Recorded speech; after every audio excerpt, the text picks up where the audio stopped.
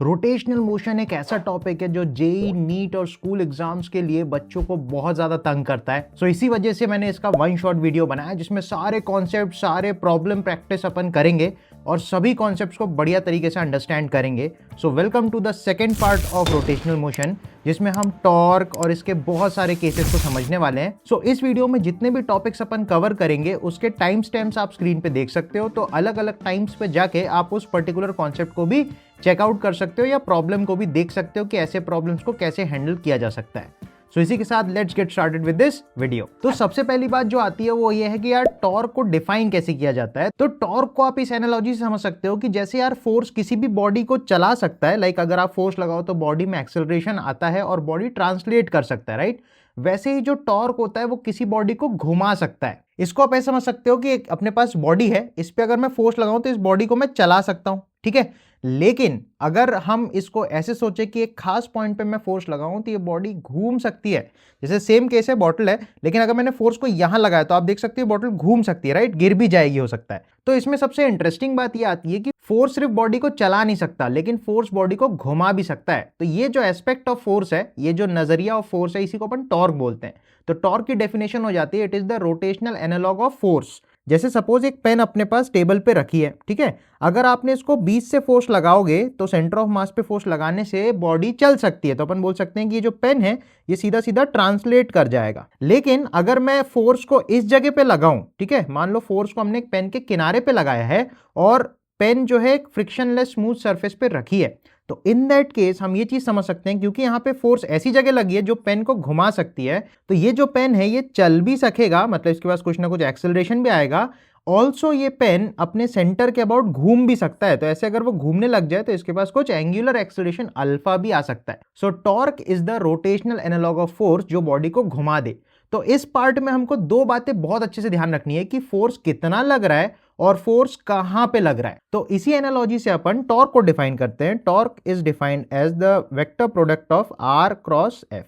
यहां पे दो इंपॉर्टेंट बातें ध्यान रखनी जो मैंने अभी आपसे बोली कि फोर्स कितना लग रहा है और फोर्स कहां लग रहा है। तो एफ जो है अपने को फोर्स के बारे में बताता है और आर जो है ये पोजीशन वेक्टर है फ्रॉम एक्सिस ऑफ रोटेशन, ठीक है। जैसे अगर ऊपर वाले केस में आप देखोगे कि रॉड अगर बीच के अबाउट घूम सकती है तो सेंटर इसका एक्सिस ऑफ रोटेशन हो जाएगा। इसके बारे में हमने मोमेंट ऑफ इनर्शिया में भी बहुत सारा देखा, राइट। तो फोर्स कहां लग रहा है तो उस पॉइंट का लोकेशन एक्सिस ऑफ रोटेशन से जो होगा वही अपना आर वेक्टर कहलाता है। R is the position vector of the point of application of force. इसको ऐसे याद रखना है। तो टॉर्क बेसिकली एक फोर्स ही होता है जो किसी बॉडी को घुमा सकता है, राइट। तो जैसे यहां पे अगर मैं फोर्स लगाऊं तो इस बॉडी को ऐसे से घुमाया जा सकता है, ठीक है। अब पॉइंट आता है कि टॉर्क कब कब जीरो होता है। इन केसेस को आपको बढ़िया तरीके से याद रखना है क्योंकि यही केसेस सबसे ज्यादा फंसाते हैं आपको, राइट। तो सबसे पहले आप सोचो कि फोर्स कैसे लगे कि दरवाजा घूम ही ना पाए। पहला पॉइंट ये है कि अगर मैंने फोर्स ऐसा लगाया, मेरा फोर्स का जो लाइन ऑफ एक्शन है, मेरा फोर्स जिस लाइन पे है वो एक्सिस से ही गुजर जाए। मैं जो भी फोर्स लगाऊंगा वो अगर एक्सिस से गुजर जाता है तब भी ये दरवाजा देखो घूमने वाला नहीं है। मैं ऐसे खींचूं या ऐसे पुश करूं तभी भी दरवाजा घूमने वाला नहीं है, राइट।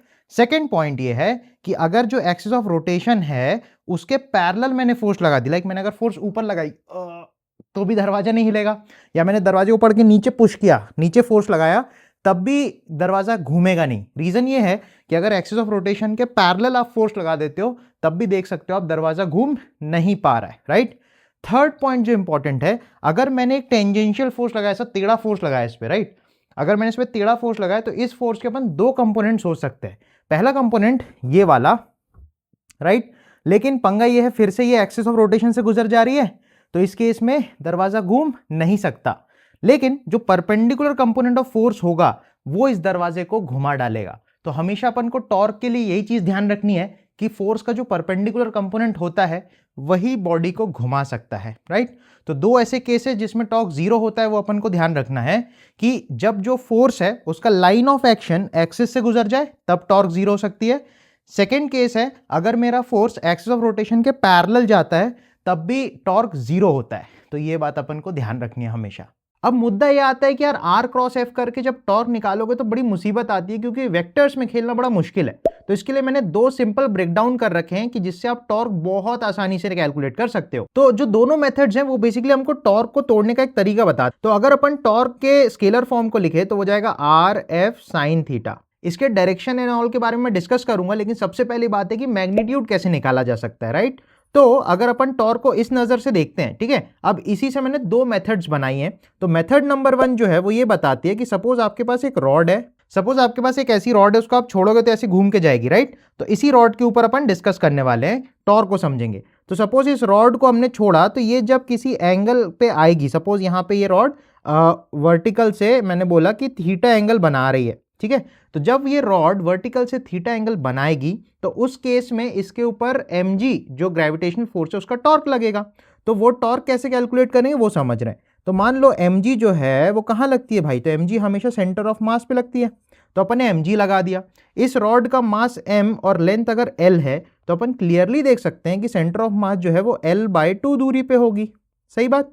तो अब इसी से अपन दो मेथड्स निकालने वाले हैं कि टॉर्क कैलकुलेट कैसे किया जाए। इसमें जो सबसे पहला मेथड है उसमें बोलता हूँ ये जो F sin थीटा है ना, इसको आप फोर्स का परपेंडिकुलर कंपोनेंट समझ लो। फॉर एग्जांपल अगर ये एंगल थीटा है तो ये एंगल भी थीटा होगा, तो उस हिसाब से मैं mg के दो कंपोनेंट्स कर सकता हूँ। तो एक इधर पे आएगा, मान लो ये एंगल थीटा हो गया, तो इधर आ जाएगा mg cos थीटा, जिसके साथ एंगल उसके साथ cos, एंड इस तरफ आएगा परपेंडिकुलर टू द रॉड आएगा mg sin थीटा, सही बात। अब सोचो जो अभी अपने डिस्कस किया था कि टॉर्क जो है वो तब जीरो होगा अगर जो फोर्स है उसका लाइन ऑफ एक्शन जो है वो एक्सिस से गुजर जाए। जैसे यहाँ पे अगर एक्सिस ऑफ रोटेशन है, अगर line of action of force axis से गुजर जाती है तो उस केस में टॉर्क जीरो हो जाता है। तो इस फोर्स का तो कोई टॉर्क नहीं आने वाला, जो टॉर्क आएगा वो आएगा अपने mg sin थीटा वाले फोर्स का, बिकॉज यही जो फोर्स है ये रॉड के परपेंडिकुलर है, सही बात। तो अगर आप आर वेक्टर को सोचो, आर वेक्टर तो एक्सिस ऑफ रोटेशन से point of application of force को जोड़ता है, तो ये तो l/2 ही हो जाएगा, सही बात। तो r हो गया l/2, फोर्स का परपेंडिकुलर कंपोनेंट हो गया mg sin थीटा। तो इस केस में हम टॉर्क को लिख सकते हैं r मतलब l/2 into perpendicular component of force mg sin theta. तो यही टॉर्क इस बॉडी को घुमा रहा होगा। तो इसको मैं ऐसा बोल देता हूं, टॉर्क बराबर r इंटू एफ परपेंडिकुलर, सही है। तो ये मैग्नीट्यूड ऑफ टॉर्क हमको दे देता है। इसी के साथ मेथड नंबर 2 को भी देख लेते हैं, जिसमें हम देखेंगे कि बिना वेक्टर का ज्यादा झोल झमाल किए हम टॉर्क कैलकुलेट कैसे कर सकते हैं। इसके लिए पहले की तरह आप सोचो, रॉड को हमने हॉरिजॉन्टल पोजीशन से ऐसे करके छोड़ा, तो जब ये बीच में किसी एंगल थीटा पे होगी सो उस टाइम पे इसके ऊपर जो फोर्स लग रही होगी वही इसको घुमा रही होगी। तो अपन बोल सकते हैं इसके ऊपर mg नीचे लग रही होगी, सही बात। अब आपको क्या करना है, पहले वाले केस में आप देखो हमने फोर्स के टुकड़े किए थे क्योंकि हमने F sin थीटा को as a perpendicular component of force सोचा था, सही बात है। सेकेंड केस में हम R के साथ sin थीटा को अगर क्लब करें तो R sin theta will be the perpendicular component of position vector. तो यहां पे अगर आप ध्यान दो, अब की बार हम mg को नहीं तोड़ने वाले, अब की बार ये जो R वेक्टर है जो कि l/2 है, इसके हम दो कंपोनेंट्स करेंगे। तो जैसे आप देख सकते हो कि वर्टिकल से भाई ये एंगल थीटा है, सही बात। तो अब मैं बोल सकता हूं अगर ये l/2 है तो अपन बोल सकते हैं वर्टिकल कंपोनेंट हो जाएगा l/2 cos थीटा और परपेंडिकुलर कंपोनेंट हो जाएगा l/2 sin थीटा। अब आप नोटिस करो जो line of action of force होता है, ठीक है, फोर्स जिस लाइन पे लग रही होती है उस लाइन के परपेंडिकुलर जो r का कंपोनेंट होगा उसको अपन r परपेंडिकुलर बोला करेंगे। तो आप देख सकते हो l/2 sin थीटा जो है वही line of action of force के परपेंडिकुलर है, सही बात। तो आप बोलोगे इस केस में अगर हम टॉर्क कैलकुलेट करें तो r परपेंडिकुलर हो जाएगा l/2 sin theta into simply force, तो mg आप लिख दोगे। तो देखो अभी भी जो रिजल्ट है वो सेम ही आ रहा है। तो टॉर्क कैलकुलेट करने के लिए हम इस वाले मेथड में लिखते हैं torque is equal to r perpendicular into F. तो कुल मिला के इस तरीके से हमारे पास दो मेथड आते हैं, जिसमें एक बार हम r परपेंडिकुलर इंटू एफ करके टॉर्क निकाल सकते हैं, या तो एक बार हम f परपेंडिकुलर इंटू r करके टॉर्क निकाल सकते हैं। पर ध्यान रखना है कि इस केस में हमें मैग्नीट्यूड ऑफ टॉर्क मिलता है। अब डायरेक्शन के लिए अपन को ये सोचना है, हमेशा आपको देखो एक्सिस ऑफ रोटेशन तो ये है, अपना राइट हैंड यूज करना है राइट हैंड थंब रूल के लिए, ठीक है। आपको एक्सिस ऑफ रोटेशन से आर वेक्टर की तरफ हाथ के 4 उंगलियों को बढ़ाना है। फॉर एग्जाम्पल अगर ये रॉड ये वाला केस है तो आप देख सकते हो mg यहाँ बीच में लग रही होगी, तो ये एक्सिस ऑफ रोटेशन होगा, ये है ना, ये तो रॉड घूम रही है एक्सिस के अबाउट, तो ये एक्सिस ऑफ रोटेशन ये हो गया। अब देखो अगर फोर्स यहाँ पे लग रही है mg डाउनवर्ड, तो आप लगाओगे यहाँ से 4 उंगली इस तरफ, और mg क्योंकि नीचे है तो आप ऐसे हाथ घुमाओगे mg की तरफ। तो अगर मैं इसको ऐसे दिखाऊं आपको, तो r इधर f इधर, तो टॉर्क की डायरेक्शन ये आएगी बाहर की तरफ, राइट। तो टॉर्क की जो वेक्टर डायरेक्शन है वो राइट हैंड थंब रूल से आएगी और आर की तरफ आप हाथ बढ़ाओगे और फोर्स को टपली मारोगे तो आपको टॉर्क की डायरेक्शन मिल जाएगी। अगर आपको क्रॉस प्रोडक्ट और बढ़िया तरीके से सीखना है तो वेक्टर की कंप्लीट प्लेलिस्ट में मैंने क्रॉस प्रोडक्ट भी सिखाया है, तो उसमें एक बार राइट हैंड थंब रूल भी आप सीख सकते हो। तो इस तरीके से आर क्रॉस एफ का इस्तेमाल अपन को करना है, ठीक है। तो इस केस में जो आर क्रॉस एफ आ रहा है वो into the plane of the mobile phone या स्क्रीन जा रहा है, तो अपन क्रॉस करके अंदर दिखाते हैं, डॉट करके बाहर दिखाते हैं, तो टॉर्क का डायरेक्शन ये हो जाएगा जो वेक्टर डायरेक्शन है। दूसरी बात आती है सेंस ऑफ रोटेशन। तो एक होती है टॉर्क की डायरेक्शन, एक होती है सेंस ऑफ रोटेशन। तो इस केस में आप देख सकते हो कि ये जो फोर्स है mg, ये इसको क्लॉकवाइज घुमाना चाहता है, तो टॉर्क का जो सेंस ऑफ रोटेशन इस केस में वो क्लॉकवाइज हो जाएगा, और टॉर्क की जो डायरेक्शन है वो into the plane of the page या into the plane of the screen हो जाएगा। तो अपन को हमेशा टॉर्क कैलकुलेशन में दो बातें ध्यान रखनी है, सेंस ऑफ रोटेशन और टॉर्क की डायरेक्शन। तो टॉर्क की डायरेक्शन हमेशा वेक्टर फॉर्मेट में आएगी और सेंस ऑफ रोटेशन को आप क्लॉक या एंटी क्लॉक से बता सकते हो। तो अपनी अंडरस्टैंडिंग को बेटर करने के लिए एक एग्जांपल अपन देखते हैं जिसमें नेट टॉर्क हम बॉडी पे निकालेंगे, ठीक है। तो इसमें आप देख सकते हो कि एक रॉड दे रखी है अपने को, इस रॉड को यहां से हिंज किया गया है। हिंज माने खिल्ली ठोक दी दीवार में, तो जैसे अगर हिंज कर दिया तो ये एंड अपने हिंज हो गया, तो ये एक्सिस ऑफ रोटेशन जैसा काम करेगा, सही बात। इसमें आप ये चीज समझ सकते हो जितने भी फोर्सेस हैं उनके अपन फटाफट से कंपोनेंट करके इजिली टॉर्क इसमें निकाल सकते हैं। इसमें मैं मेथड नंबर 1 जो है एफ परपेंडिकुलर इनटू आर, इसका इस्तेमाल करूंगा, क्योंकि यहां पे आप सीधा सीधा देख सकते हो कि आर वेक्टर तो ये हो जाएगा सारे फोर्सेस का कि फोर्स कहां पे लग रहा है, राइट। लेकिन जो फोर्स है उसके दो कंपोनेंट करना बहुत आसान है, जैसे इसके दो, इसके दो, इसके भी दो। अब यहां से जो परपेंडिकुलर कंपोनेंट ऑफ फोर्स होगा वही बॉडी को घुमाएगा, तो उसका अपन इस्तेमाल कर लेंगे सीधा सीधा। तो यहाँ पे मेथड नंबर 1 बहुत अच्छा वर्क करेगा। आगे जाके हम कुछ ऐसे भी केसेस देखेंगे जिसमें मेथड 2 भी बहुत ईजिली पड़ेगा यूज करना, राइट। तो कौन सा मेथड कब काम आए तो आपको वो क्वेश्चन देख के समझना पड़ेगा, इसलिए दोनों मेथड्स को मैं बोलूंगा बढ़िया तरीके से आप सीखो, राइट। तो सबसे पहला काम है अपने को फोर्सेस के जो है वो कंपोनेंट्स करने हैं, ठीक है। तो फोर्स के कंपोनेंट्स करने के लिए मैं बोल रहा हूँ 15 का इधर पे आएगा 15 साइन 37, साइन 37 इज 3/5, सही है। 10 का यहाँ पे परपेंडिकुलर आएगा 10 साइन 53, तो हो जाएगा 4/5। यहाँ पे आएगा 20 तो वर्टिकली है ऑलरेडी, 25 का ऊपर एक कंपोनेंट आएगा, ये हो जाएगा 25 साइन 37, दैट इज 3/5। तो ये सारी मैंने परपेंडिकुलर फोर्सेस को हाईलाइट कर दिया। बाकी के जो पैरेलल कंपोनेंट्स है जैसे 25 का ये वाला, 10 का ये वाला, 15 का ये वाला, ये सारे आप देख सकते हो। इन सब का जो लाइन ऑफ एक्शन है वो देखो एक्सिस ऑफ रोटेशन से पास हो रहा है, तो इस केस में जो टॉर्क है वो जीरो हो जाने वाला है इन सब का। तो ये जो वर्टिकल कंपोनेंट्स है यही सिर्फ और सिर्फ टॉर्क प्रोड्यूस कर सकते हैं। अब इसमें भी अपन को देखना है कितने क्लॉक वाले हैं और कितने एंटी क्लॉकवाइज वाले हैं, तो जो बड़ा टॉर्क होगा वही जीतेगा। जैसे फोर्स में क्या करते थे, बड़ी फोर्स माइनस छोटी फोर्स बराबर एम ए, तो वैसे यहाँ पे भी कर सकते हैं, बड़ा टॉर्क माइनस छोटा torque will give us the net torque. तो आप देख सकते हो एक एक का टॉर्क अपन लिखते हैं, ठीक है। सबसे पहले आप देखो 25 जो है वो इस रॉड को ऐसे एंटी क्लॉक घुमाना चाहता है, ये वाला कंपोनेंट भी इसको ऐसा घुमाना चाहता है, तो ये और ये दोनों मिलके एंटी क्लॉक घुमाना चाहते हैं। 20 वाला जो ऐसा घुमाना चाहता है और 15 का साइन कंपोनेंट ऐसे घुमाना चाहता है। तो सबसे पहले अपन क्लॉक वाले लिख ले रहे हैं, ठीक है। तो क्लॉक वाइज वाले जो भी टॉर्क आएंगे उनको लिखने के लिए हम लिखेंगे, सबसे पहले देखो ये वाले के लिए लिखेंगे 15 इंटू 3/5 हो गया फोर्स, 15 इंटू 3/5 इंटू उसकी दूरी, तो एक्सिस से ये जो दूरी है ये अपने को 5 मीटर दे रखी है, तो इंटू 5 प्लस नेक्स्ट आएगा 20 न्यूटन वाला और उसकी जो दूरी होगी वो आएगी देखो 5 + 5 + 5 15 मीटर, तो हो जाएगा 20 इंटू 15 मीटर, सही बात। तो क्लॉकवाइज टॉर्क यहाँ से अगर अपन कैलकुलेट करें तो अपने को मिलेगा 5 3 = 15, तो 9 हो जाएगा, 9 5 = 45, 5 4 और 135 प्लस ये हो जाएगा 300, तो ये कुल मिला के मिलेगा हमको ऐड करने पे 435 न्यूटन मीटर, सही है। टॉर्क की जो यूनिट होती है वो आर इंटू एफ होती है, आर हो गया मीटर में, फोर्स हो गया न्यूटन में, तो न्यूटन मीटर की यूनिट होती है।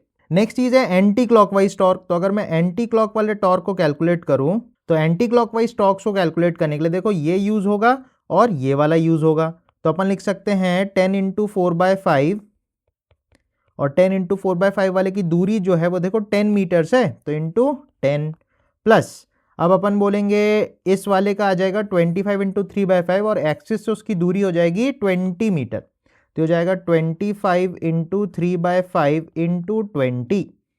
तो यहाँ पे थोड़ा काटापीटी अगर अपन करते हैं 5 1 ज़ा 5 5 ज़ा 5 1 ज़ा 5 2 ज़ा, तो ये अपन को मिलेगा 4 2 ज़ा 80 हो जाएगा, प्लस 5 3 ज़ा 15 2 ज़ा 30, तो 30 और एक जीरो आ जाएगा ऐसा, तो ये आ जाएगा 380 न्यूटन मीटर। तो अब आप यहाँ पे क्लियरली चेकआउट करो, एंटी क्लॉक वाला 380 आ रहा है, क्लॉक वाला 435 आ रहा है, तो जो नेट टॉर्क होगा वो होगा बड़ा वाला टॉर्क माइनस छोटा वाला। तो इस केस में हम देख सकते हैं क्लॉकवाइज जो टॉर्क है वो बड़ा आ रहा है, तो नेट टॉर्क अगर हमें कैलकुलेट करना है टाउ नेट, तो it will be clockwise 435 minus 380, और ये कैसा आ रहा है, क्लॉकवाइज आ रहा है।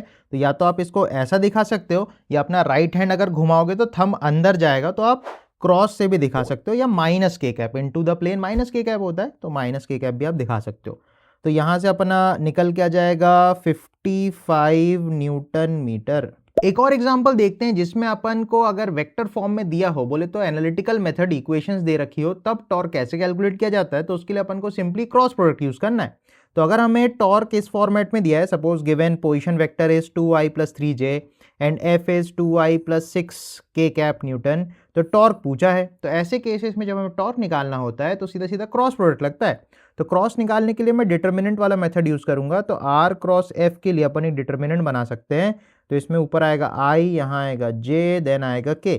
सबसे पहली जो रो आएगी वो आएगी r की, तो आएगी 2,3, 2 3 k है 0, और फोर्स में आप देखो 2i है और 6k है, तो यहाँ पे 2 आएगा, j में 0 आएगा और इसमें 6 आएगा। तो इसको हमको सॉल्व करना है अब सीधा सीधा। तो इसको सॉल्व करने के लिए याद करो i के अबाउट खोलते थे, तो i कैप लिख दो। i कैप लिखोगे तो ये हाइड कर दोगे, ये हाइड कर दोगे, तो 6 3 सीधा सीधा 18 आ जाएगा। माइनस में j आता है हमेशा, राइट, तो j में ये छुपा दो, ये छुपा दो, तो आप देखोगे 6 2 12 आएगा और माइनस में 0 हो जाएगा, तो यहाँ पे 12 भी रह जाएगा। प्लस के करके अगर आप लिखोगे तो के कैप में आप देखोगे ये हाइड कर दो, ये हाइड कर दो, तो ये तो 0 बन जाएगा और ये आएगा माइनस में 6। तो इस केस में हमारा जो टॉर्क है वो सीधा सीधा 18 आई कैप माइनस 12 जे कैप माइनस 6 के कैप हो जाएगा। तो अगर हमें ऐसे वेक्टर फॉर्मेट में निकालना हो तो ऐसे भी अपन क्रॉस प्रोडक्ट डिटर्मिनेंट से करके निकाल सकते हैं, राइट। तो ऐसे भी क्वेश्चंस बहुत बार आते हैं जिसमें अपन थोड़ा सा अगर लॉजिक लगाए, डिटर्मिनेंट हमें आता हो तो ये ईजिली बन सकता है। तो आई होप आपको डिटर्मिनेंट्स आता होगा, और कोई भी प्रॉब्लम अगर आपको डिटर्मिनेंट से रिलेटेड या क्रॉस प्रोडक्ट से रिलेटेड है तो आप क्रॉस प्रोडक्ट वाली वीडियो देख सकते हो, जिसका लिंक डिस्क्रिप्शन में मैं दे दूंगा। और इसके अलावा वेक्टर की कंप्लीट प्लेलिस्ट भी है जिससे आपको बढ़िया अंडरस्टैंडिंग ऑफ वेक्टर्स हो जाएगी, तो वो भी आप चैनल पे देख सकते हो, as a full playlist available है। अपन ने एनएलएम में भी ये चीज देखी थी कि अगर किसी भी बॉडी पे नेट फोर्स 0 है तो वो इक्विलिब्रियम में रहती है, राइट। उसी तरीके से अगर क्लॉक वाले टॉर्क और एंटी क्लॉक वाले टॉर्क इक्वलाइज हो जाएं तो उस केस में बॉडी पे नेट टॉर्क 0 होता है। फॉर एग्जाम्पल आप इसको ऐसा समझो, अगर मैंने इस पेन को ऐसे दोनों तरफ से पकड़ लिया तो अब ये पेन घूम नहीं सकता, राइट। अब समझो, अगर इसको मैं एक्सिस बोल रहा हूँ कि पेन ऐसे घूम सकता है, अगर मान लो अगर मैंने इसको एक्सिस बोला, अब मैंने ऐसे पकड़ लिया है, ठीक है। अब आप सोचोगे mg नीचे लग रही है और मेरे हाथ ने फोर्स ऊपर लगा के रखी है, तो आप देखोगे mg का जो टॉर्क है वो इसको ऐसे घुमाना चाहता है, ऐसे, राइट। लेकिन मैंने जो इसको ऊपर पकड़ के रखा होगा तो मेरा फोर्स ऊपर लग रहा है, तो इस बॉडी को ऐसे घुमाना चाहता है, राइट, इस डायरेक्शन में घुमाना चाहता है। तो mg ऐसा घुमाना चाहता है, मेरा फोर्स ऐसे घुमाना चाहता है, और अगर ये दोनों फोर्सेस के जो टॉर्क्स हैं वो बैलेंस हो जाए तो बॉडी पे नेट टॉर्क 0 हो जाएगा। In that case the body is said to be at rotational equilibrium. और इसके ऊपर भी बहुत सारे सवाल नीट में, जेई में हर साल पूछे जाते हैं और बच्चे छोटी छोटी सिली मिस्टेक्स करके इनको गड़बड़ कर देते हैं। तो कुछ बहुत बढ़िया सवाल इन पे आते हैं जिनको अपन ट्राई करते हैं और देखते हैं कितना इजीली इनको सॉल्व किया जा सकता है थोड़ी सी अंडरस्टैंडिंग से। One of the frequently asked questions में आता है कि अगर एक रॉड है वो लटक रही है 2 केबल्स से, ठीक है। दोनों केबल्स कुछ ऐसी लगी है कि एक एंड पे लगी है, एक यहाँ पे लगी है, m,l इसका मास और लेंथ दिया रहा है, और जो एक रस्सी है वो l/3 दूरी पे लगी है, तो दोनों रस्सियों में कितना कितना टेंशन आएगा। इसके अलावा इस क्वेश्चन को ऐसे ही पूछ सकते हैं कि 2 बंदे हैं, एक लकड़ी का प्लाई को उठा के लेके जा रहे हैं, तो एक बंदा यहाँ पे है उसके कंधे पे, एक बंदे के कंधे पे यहाँ पे ये रॉड रखी है, तो दोनों के पे कितना फोर्स पड़ रहा होगा। तो ये बहुत सिंपल केसेस है, इनको सॉल्व करने के लिए सिंपली रोटेशनल इक्विलिब्रियम अपन को लगाना है। तो जब कोई बॉडी घूम नहीं रही है तो 2 सिंपल सी बातें याद रखनी है कि अगर वो बॉडी रुकी हुई है तो उस पर नेट फोर्स भी 0 होने वाली है और उस बॉडी पे नेट टॉर्क भी 0 हो जाएगा। तो इस केस में इसकी एफबीडी मैं इसी में बना ले रहा हूँ। तो सेंटर ऑफ मास पे mg लगेगी, तो इस पे लगेगी m × g नीचे। अब आप देखोगे टेंशन यहाँ पे मान लो T1 लग रही है, टेंशन यहाँ पे मान लो T2 लग रही है। अब अगर ये बॉडी घूम नहीं रही है तो ऊपर वाली फोर्स बराबर नीचे वाली फोर्स, तो अपन लिख सकते हैं T1 + T2 = mg। सिंपल, ये हो गई चलने की इक्विलिब्रियम, राइट। अब आएगी घूमने की इक्विलिब्रियम। तो उस केस में आप किसी भी पॉइंट को एक्सिस ऑफ रोटेशन ले सकते हो। ये बहुत इंपॉर्टेंट बात है। जब भी बॉडी रोटेशनल इक्विलिब्रियम में है तो बॉडी तो घूम ही नहीं रही है, तो आप चाहे जहां मर्जी एक्सिस ऑफ रोटेशन ले सकते हो, क्योंकि किसी भी एक्सिस के अबाउट नेट टॉर्क बॉडी पे जीरो ही रहता है, क्योंकि वो बॉडी रोटेशनल इक्विलिब्रियम में घूम ही नहीं रही है। तो आप जहां मर्जी एक एक्सिस ऑफ रोटेशन ले सकते हो। लेकिन इसमें भी एक ट्रिक है। अगर आपने एक्सिस ऑफ रोटेशन एक ऐसे पॉइंट पे लिया जहां पे अननोन फोर्स है, तो उस फोर्स का जो टॉर्क है वो जीरो हो जाएगा, तो उसको आपको लिखना ही नहीं पड़ेगा, तो उससे आप बच जाओगे। तो हमेशा रोटेशनल इक्विलिब्रियम में एक छोटी सी ट्रिक अपन यूज करेंगे। हमेशा जो बॉडी रोटेशनल इक्विलिब्रियम में रहेगी उसमें जहां पे सबसे ज्यादा अननोन फोर्सेस होंगे जिस पॉइंट पे, उसी पॉइंट को एक्सिस ऑफ रोटेशन मान लेंगे, तो उससे उन अननोन फोर्सेस का टॉर्क जीरो हो जाएगा। तो इस वाले केस में बोल रहा हूं, अगर मैंने इस पॉइंट को एक्सिस ऑफ रोटेशन माना तो इससे T2 का टॉर्क जीरो हो जाएगा, T1 का टॉर्क क्लॉक आएगा, mg का टॉर्क एंटी क्लॉक आएगा, और दोनों को इक्वलाइज कर सकते हैं क्योंकि नेट टॉर्क तो जीरो होने वाला है, तो उससे हमको T1 मिल जाएगा, और वंस T1 मिल जाए तो T2 भी यहां से आ जाएगा। सही है।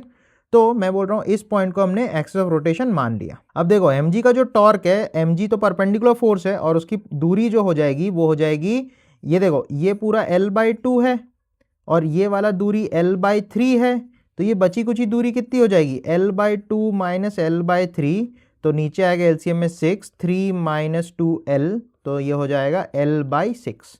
तो अपने को ये डिस्टेंस मिल गई कि ये वाली जो दूरी है दिस विल बी L/6। तो mg का टॉर्क मैं लिख रहा हूं mg इंटू L/6, ये हो गया anti clock torque equal to clock torque. तो T1 का टॉर्क लिखने के लिए अपन लिख सकते हैं T1, क्योंकि परपेंडिकुलर ही लग रहा है तो इसके लिए कोई कंपोनेंट करने की जरूरत नहीं है, और इसकी दूरी एक्सिस ऑफ रोटेशन से हमको चाहिए, तो ये दूरी हो जाएगी L/2 प्लस L/6। तो एलसीएम ले लोगे तो नीचे आ जाएगा 12, तो ऊपर आएगा 6 प्लस 2 टाइम्स L, तो हो जाएगा 8/12L, 4 2 जा 4 3 जा, तो हो जाएगा 2L/3। तो यहाँ से आप लिख सकते हो 2L/3 टाइम्स T1 आप लिखोगे तो टॉर्क आ जाएगा ये क्लॉक वाला। तो यहां से अपन ये देख सकते हैं कि 3 को अगर ऊपर फेंक दे और 2 को अगर नीचे फेंक दे तो अपने पास T1 आ जाएगा, तो ये बन जाएगा 3/4 mg इक्वल्स T1। अब सिंपल सा काम ये करना है, T1 को उठा के यहाँ पुट करे तो अपन को T2 मिल जाएगा। तो यहाँ से मैं बोल सकता हूँ T1 को रख दिया 3/4 ऑफ mg प्लस T2 बराबर mg, तो यहाँ से T2 की वैल्यू हो जाएगी mg माइनस 3/4 mg, तो 4 एलसीएम में चले आएगा, 4 माइनस 3 इज 1/4 mg। यहां से आप क्लियरली देख सकते हो कि किस तरीके से अपन T2 भी निकाल लिए और T1 भी निकाल लिए। एंड अनलाइक एनएलएम जहां पे अगर सिमेट्री वगैरह होती थी तो फोर्सेस बराबर आते थे, उसके अनलाइक यहां पे आप देख सकते हो दोनों टेंशंस अलग अलग आ रही है, मतलब दोनों रस्सियां अलग अलग लोड बियर कर रही है। ऐसे कुछ और इंटरेस्टिंग सवालों को अपन चेकआउट करते हैं। ये भी बहुत इंटरेस्टिंग सा सवाल है जो पहले जेई में आ चुका है। तो इसमें अपने को एक रॉड दे रखी है, ठीक है। इस रॉड का मास अपन को 2 kg दिया है और यहाँ पे एक 8 kg का ब्लॉक लटका हुआ है, और क्वेश्चन में बोल रहा है 2 kg rod hangs as shown, find tension in the string. इस रस्सी में अपन को टेंशन फाइंड आउट करना है। तो इस रॉड की अगेन एफबीडी आपको बनानी है। सिंपली रॉड का जो मास है सेंटर ऑफ मास में इकट्ठा कर दो, और 2 किलो है तो 20 न्यूटन सेंटर ऑफ मास पे mg लगा दो, तो ये बन जाता अपना mg। इसके बाद 8 पे नीचे आएगा 80 न्यूटन, सही बात। अच्छा, ऊपर जो रॉड है, इस रॉड पे जो टेंशन है वो ऐसी लग रही होगी T। अच्छा, ये एंगल अपन को 37 डिग्री दे रखा है, मैंने यहाँ बनाना भूल गया, सॉरी। तो इस हिसाब से T का ऊपर साइन कंपोनेंट आ जाएगा, T साइन 37 इज 3/5, और इस तरफ आ जाएगा T cos 37 T into 4/5। Again आप सोच सकते हो ये रॉड इस दीवार के अबाउट ही तो अगर घूम सकती है, मतलब अगर रस्सी को काट दे तो रॉड ऐसी गिर जाएगी, तो एक्स ऑफ रोटेशन यही दीवार पे हो जाएगा, सही है। तो ये अपना एक्स ऑफ रोटेशन हो गया AOR, ठीक है। अब क्योंकि एक रोटेशनल इक्विलिब्रियम में है तो आप किसी भी पॉइंट को एक्स ऑफ रोटेशन मान सकते हो, क्योंकि बॉडी घूम ही नहीं रही है, तो ये फायदा होगा, ठीक है। लेकिन एक और पॉइंट है, समझो, जो टेंशन का ये कंपोनेंट आ रहा है, ये इस रॉड को दीवार में घुसाना चाहता है, तो दीवार जो है वो एक नॉर्मल रिएक्शन इस डायरेक्शन में लगा सकती है, जिसको अपन NX बोल देंगे। इसके अलावा ये रॉड नीचे गिरना चाहती है, तो ये अकेला टेंशन हो सकता है, सफिशिएंट ना हो उसको होल्ड करने के लिए, तो एक नॉर्मल रिएक्शन दीवार ऊपर लगा के भी रख सकती है जो रॉड को गिरने से बचाएगी, तो ये भी पॉसिबल हो सकता है। तो इसको अपन NY लिख देते हैं, जहां पे NX और NY ये दोनों ही अननोन फोर्सेस हैं। इसको अपन हिंज रिएक्शन के नाम से भी जानते हैं, कि जहां पे ये बॉडी हिंज्ड है, जहां पे एक्स ऑफ रोटेशन हो सकता है, वहां पे जो रिएक्शन फोर्सेस आ रही हो, नॉर्मल रिएक्शन फोर्सेस जो आ रही है, उनको हिंज रिएक्शन बोलते हैं, ठीक है। तो ये अननोन है, NY NX अननोन है, T भी अननोन है। अभी जो हमने ट्रिक सीखी थी कि कभी भी बॉडी अगर रोटेशनल इक्विलिब्रियम में है तो आप हमेशा जहाँ पे सबसे ज़्यादा नंबर ऑफ अननोन फोर्सेस है वहाँ पे एक्सियल रोटेशन मान लो, तो उससे अपना अननोन निकालना ईजी हो जाता है, राइट। तो सबसे पहले हम एक्सियल रोटेशन यही मानेंगे तो NX और NY का पंगा खत्म हो जाएगा और टेंशन के इस कंपोनेंट का भी टॉर्क जीरो हो जाएगा क्योंकि एक्सियल रोटेशन से ही पास हो रही होगी, सही बात। तो इस पे जो फोर्स का इक्विलिब्रियम वाला इक्वेशन है, ऊपर वाला इक्वल्स टू नीचे वाला, लेफ्ट वाला इक्वल्स टू राइट वाला, सबसे पहले अपन ये भी लिख सकते हैं। तो ऊपर में लग रही है T इंटू 3/5, ऊपर में लग रही है NY इक्वल्स, नीचे लग रही है 100, सही बात। तो ऊपर अपन को ये दिख रहा है, ये दिख रहा है और ये दोनों नीचे दिख रहे हैं, तो इक्वेट करा दिया अपन ने।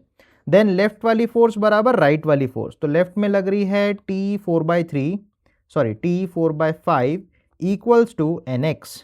तो देखो अगर हमको टेंशन मिल जाए तो वहां से NX भी निकाल सकते हैं कि दीवार से कितना रिएक्शन आ रहा है, सही है। इसके बाद अपन को रोटेशनल इक्विलिब्रियम का हिसाब लगाना पड़ेगा। तो इसको एक्सिस मानते हो आप सोचो, इस वाले फोर्स का तो टॉर्क जीरो हो जाएगा क्योंकि एक्सिस से गुजर रही है। देन 20 न्यूटन और 80 न्यूटन जो है इसको क्लॉकवाइज घुमाना चाहती है, तो ये दोनों मिलके क्लॉकवाइज टॉर्क देंगी। वेर एज T इंटू 3/5 जो है वो इसको एंटी क्लॉक घुमाना चाहती है, इसलिए एंटी क्लॉकवाइज टॉर्क देगी। और दोनों फोर्सेस के टॉर्क्स अगर हम इक्वेट करा दें, क्योंकि बॉडी रोटेशनल इक्विलिब्रियम में है, तो हमको एक और इक्वेशन मिल जाएगी। तो मैं बोल रहा हूँ सबसे पहले T लिखते हैं, T इंटू 3/5, इसका जो टॉर्क होगा वो फोर्स, परपेंडिकुलर फोर्स इंटू दूरी ले लेंगे। तो ये जो दूरी होगी ये कितनी दूरी हो जाएगी, यहाँ से 40 है और यहाँ से 60 है, तो 60 हो जाएगी। तो 20 न्यूटन जो है उसका टॉर्क लिखेंगे 20 into L/2, that is 100 centimetre की रॉड है तो 50 सेंटीमीटर हो जाएगा, प्लस 80 इंटू 100 सेंटीमीटर पे ही है ये पूरा दूरी, राइट। यहाँ पे आप देखो मैंने सेंटीमीटर में ही रखा है, इसको मीटर में कन्वर्ट नहीं किया। उसका रीजन ये है कि लेफ्ट में और राइट में अगर दोनों यूनिट सेम है तो वो कट हो जाएगी, डिवाइड बाय 100 करने की, मीटर में कन्वर्ट करने की जरूरत नहीं है। लेकिन हमेशा टॉर्क जब आप लिखोगे, नेट टॉर्क कभी लिखना हो तो उस केस में हमेशा उसको SI यूनिट्स में ही लिखना है, ठीक है। तो यहाँ पे आप देखो 1 0 1 0 1 0 कट ही सकता है दोनों तरफ से। तो लेफ्ट में हमको मिलेगा 18/5T इक्वल्स 5 2 ज़ा 10, तो 100 प्लस 800 तो हो जाएगा 900, सही बात। तो अपन बोल सकते हैं 900 ज़ा 9 2 ज़ा और 2 1 ज़ा 250 ज़ा। तो यहाँ से T की वैल्यू जो आएगी 5 5 ज़ा 25, 250 न्यूटन आ जाएगी। तो यहाँ से हमारे पास टेंशन की वैल्यू 250 न्यूटन आ गई है। इससे बहुत इजीली NX भी निकल जाएगा, क्योंकि यहाँ पे अगर 250 डालोगे तो 250 डिवाइडेड बाय 5, 550 ज़ा और 5 4 ज़ा 20, तो NX सीधा सीधा 200 आ जाएगा। देन इसके अलावा अगर T को यहाँ डालोगे तो NY भी बहुत इजीली कैलकुलेट कर सकते हो, पर इस केस में हमसे सिर्फ टेंशन पूछा था, तो ऐसे करके अपन बहुत आसान तरीके से टेंशन निकाल सकते हैं। तो आई होप आपको रोटेशनल इक्विलिब्रियम में क्या करना होता है वो ढंग से समझ में आ रहा है। कुछ और इंटरेस्टिंग केसेस अपन लेते हैं जिससे हमको इसकी अंडरस्टैंडिंग और बेटर होगी। इसके बाद एक और बहुत फेमस लैडर प्रॉब्लम अपन देखने वाले हैं, जो बहुत सारे एग्जाम्स में और बहुत सारे कोचिंग के एग्जाम्स में भी बार बार आता रहता है। तो इसमें क्वेश्चन बोल रहा है, a ladder of 10 kg and 10 metre rest as shown, find normal reaction and friction acting if ladder is at equilibrium, ठीक है। तो यहाँ पे एक लैडर है जिसका साइड व्यू अपन को दिया है, ये हॉरिजॉन्टल से 37 डिग्री बना रहा है।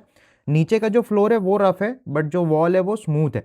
तो सबसे पहले लैडर के लिए अगर आप FBD बनाओगे तो आपको ये समझ में आएगा कि इस पे mg जो है बीचों बीच से लगेगी, राइट।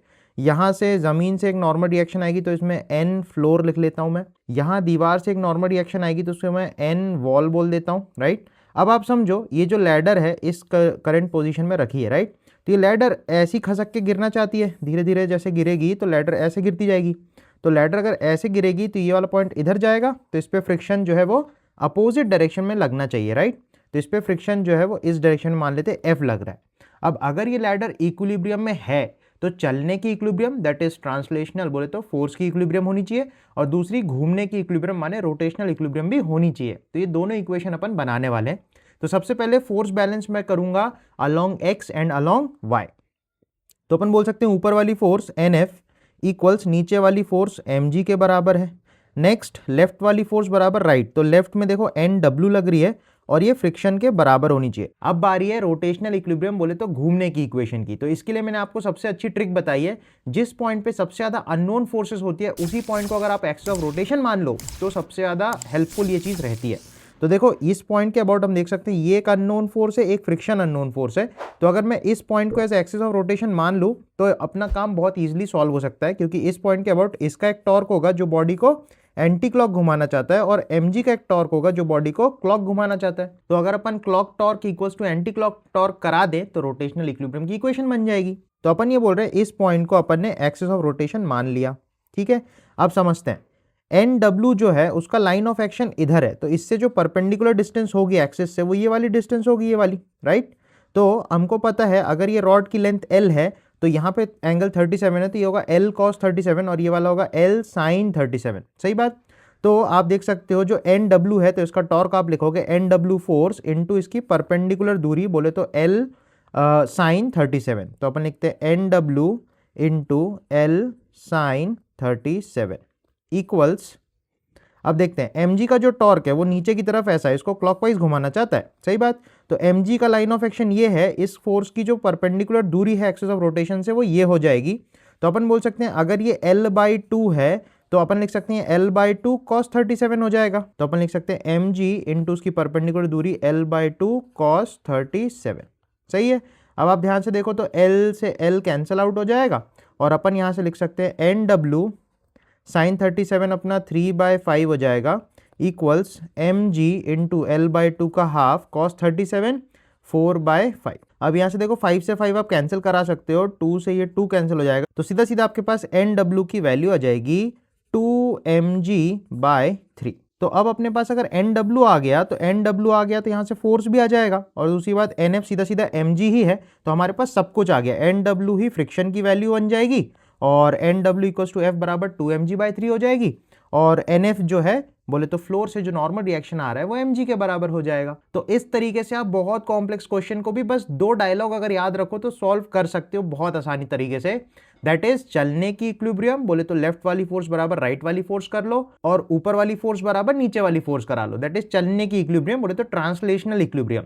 इसके बाद रोटेशनल इक्विलिब्रियम आता है जिसमें बॉडी का एंटी क्लॉक टॉर्क बराबर क्लॉक टॉर्क अपन को कराना है। तो हमेशा उस पॉइंट को एक्सिस ऑफ रोटेशन मानना है जिस पॉइंट पे सबसे ज्यादा नंबर ऑफ अननोन फोर्सेस होती हैं। तो इससे हमारी जो इक्वेशन बनेगी उससे अननोन चीजें इजीली सॉल्व हो सकती है, जैसा हमने यहाँ पे देखा। एक और बहुत शानदार विंडो प्रॉब्लम इसको बोल सकते हो या डोर प्रॉब्लम भी इसको बोल सकते हो, जिसमें अपने को क्या है एक दरवाजा ऐसा करके दे रखा है और वो यहाँ पे हिंज है, ठीक है, ऐसे कब्जे लगे हैं। जैसे अगर दरवाजा आप सोचो ये दरवाजा है तो एक यहाँ पे कब्जा लगा है एक यहाँ पे कब्जा लगा है, तो दरवाजा ऐसे ऐसे घूम सकता है, सही बात। तो दरवाजा अगर ऐसे ऐसे घूम सकता है, अब अपन को ये समझना है, क्वेश्चन में पूछ रहा है कि हिंज रिएक्शंस बताओ। तो जो भी रिएक्शंस यहाँ पे हिंज पे लग रही होंगी वो हमको बतानी है। अब सबसे पहले हिंज रिएक्शन समझने के लिए बनानी पड़ेगी भाई FBD। तो सबसे पहले 20 kg का अगर दरवाजा है तो इस पे mg नीचे लगेगी, दैट विल बी 200 न्यूटन, सही बात। अब नेक्स्ट हमको हिंज रिएक्शन सोचने हैं, तो सबसे पहली बात हिंज रिएक्शन कैसे लग रहा है वो सोचना बहुत जरूरी है। अब देखो अगर एक हिंज यहाँ पे है और एक हिंज यहाँ पे है, सही है। अब अगर मैं ऊपर वाले हिंज को छोड़ूंगा तो ये गिर जाएगा, ठीक है। अब गिराना नहीं है, वापस समझना है। अगर अपन ऊपर वाले को छोड़ेंगे तो ये दूर भाग रहा है, दैट मीन्स ये वाला जो हिंज है ये इसको इस तरफ खींच के रखा होगा, राइट। तो अपन ये बोल सकते हैं ऊपर वाले हिंज पे जो x डायरेक्शन में फोर्स है वो यहां आएगी, इसको अपन NX1 बोल सकते हैं हिंज 1 पे। और ऑब्वियसली ये नीचे गिरने से बचा रहा होगा तो एक NY1 हमको 50 यहाँ पे क्वेश्चन में दे रखा है, राइट। नेक्स्ट अपन नीचे वाले हिंज के बारे में सोचते हैं। अब तो अगर ये ऊपर वाला हिंज है ये नीचे वाला हिंज है, ठीक है। अब अगर अपन नीचे वाले हिंज को छोड़ेंगे तो ये देखो इस तरफ घुसे जा रहा है, मतलब ये हिंज जो है नीचे वाला ये इसको ऐसे धकेल के रखा होगा, अदरवाइज ये तो ऐसे घुस जाएगा। तो अपन बोलेंगे नीचे वाला हिंज जो है इसको इस तरफ पुश कर रहा है, तो अपन बोल सकते हैं नीचे वाला जो हिंज है वो इस तरफ इसको पुश कर रहा होगा। तो नीचे वाले हिंज पे जो फोर्स लगेगी उसको अपन इस तरफ दिखा सकते हैं, NX2 बोल देता हूँ। और ऊपर की तरफ इस पे एक NY भी लग जाएगी, इसको अपन NY2 बोल सकते हैं, ठीक है। तो क्वेश्चन में हमको एक्चुअली NY1 जो है ऊपर वाले पे जो नॉर्मल रिएक्शन है ऊपर की तरफ वो ऊपर दे रखी है, तो इसकी वैल्यू 50 है ऑलरेडी अपने पास, ठीक है। अब फिर से वही काम करना है, चलने की इक्विलिब्रियम और घूमने की इक्विलिब्रियम अपन को इक्वेशन बनानी पड़ेगी।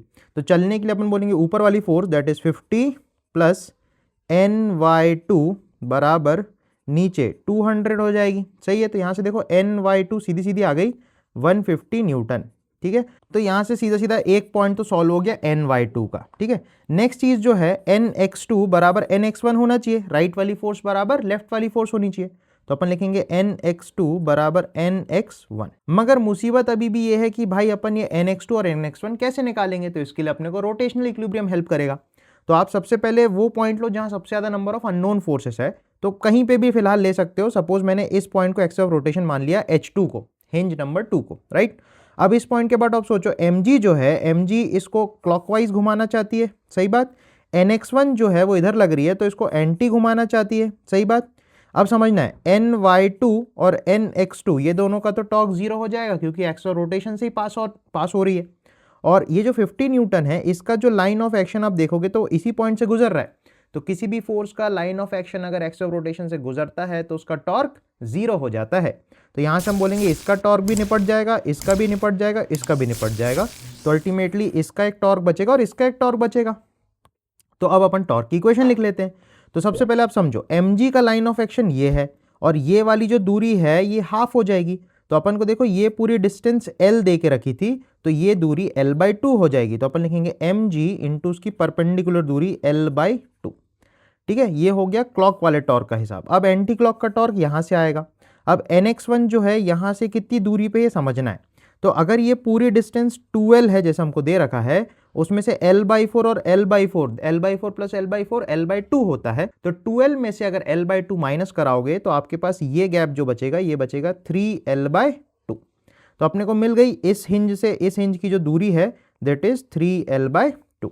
तो अब लिखेंगे nx1 equals nx1 into 3l/2। l से l निपट जाएगा, 2 से 2 निपट जाएगा।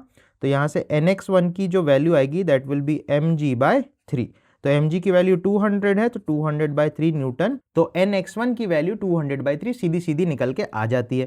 तो अपने पास nx1 भी आ गई, nx1 ही nx2 के बराबर है और ny2 भी आ गई। तो अगर अब हमें कोई हिंज रिएक्शन पूछे तो हिंज नंबर 1 पे आप देखो nx1 इधर लग रही है, nx1 है 200/3 और ऊपर लग रही है 50। तो इन दोनों का रिजल्टेंट आप इजिली निकाल लोगे अंडर रूट में 50 का स्क्वायर प्लस 200/3 का होल स्क्वायर करके, सही बात। इसी तरीके से हिंज नंबर 2 का भी आप नेट फोर्स या नेट हिंज रिएक्शन आप बता सकते हो, वो होगा ny2 और nx2 का रिजल्टेंट। तो nx2 जो है दैट इज अगेन nx1 के बराबर, तो 200/3, तो यहाँ पे 200/3 और ऊपर की तरफ 150।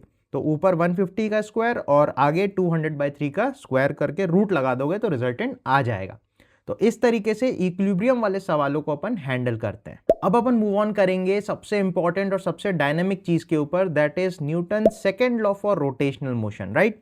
तो जैसे अपन लिखते हैं F बराबर ma, सही है, ये चलने के लिए होता है। बोले तो बड़ी फोर्स माइनस छोटी फोर्स बराबर ma करते हैं, नेट फोर्स बराबर ma हो जाता है। तो उसी तरीके से जब अपन रोटेशन में बात करते हैं तो F का जो एनालॉग है दैट इज टॉर्क, m का जो एनालॉग है दैट इज I और a का एनालॉग हो जाता है alpha. Alpha is the angular acceleration, right.